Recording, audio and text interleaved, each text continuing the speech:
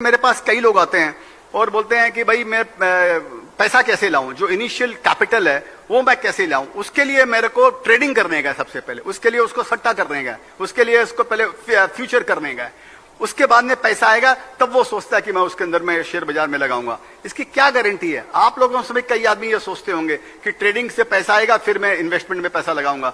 जरा प्लीज जरा हाथ उठाइए जो ऐसा सोचते हैं कि शर्म मत करो। एक ही आदमी उठाया।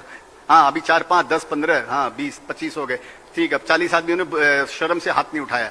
तो सब यहां पर ऐसा ही सोचते हैं कि हाँ भाई मैं तो आप दो तरीके से शेयर बाजार के अंदर में पैसा कमाया जा सकता है, पैसा बचाया जा सकता है। कैपिटल की जिसको हम बात करें, देखिए कैपिटल बचाने का दो तरीका है।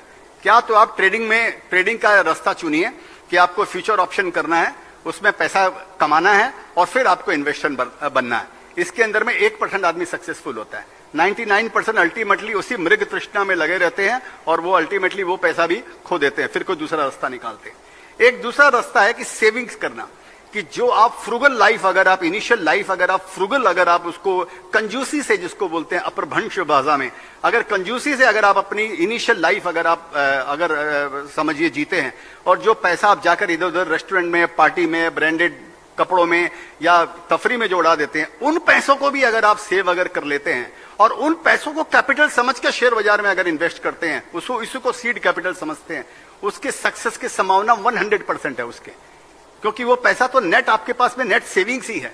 लेकिन लोग इस सिंपल गणित को नहीं समझते हैं। इसी बोलकर मैंने कई जगह मैंने बोला है कि investing is very simple but not easy. Success होना शेयर बाजार में सिंपल है लेकिन इजी नहीं है। इजी इसके लिए नहीं है कि हम लोग उस डिसिप्लिन पर चलना नहीं चाहते हैं, क्योंकि उसकी शुरुआत वहां से होती है कि मेरे को जल्दी से पैसा कमाने का है।